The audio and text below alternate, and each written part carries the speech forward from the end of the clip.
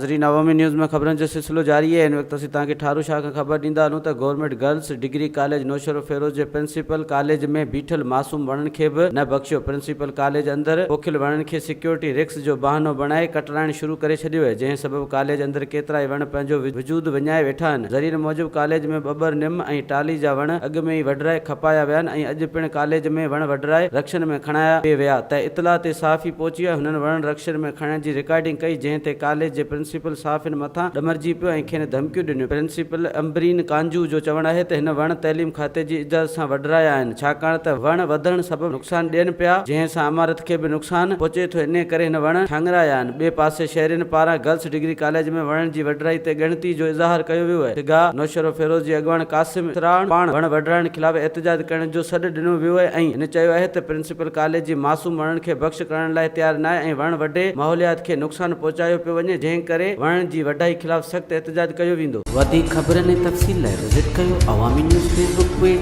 YouTube page ऐं अवामी news website.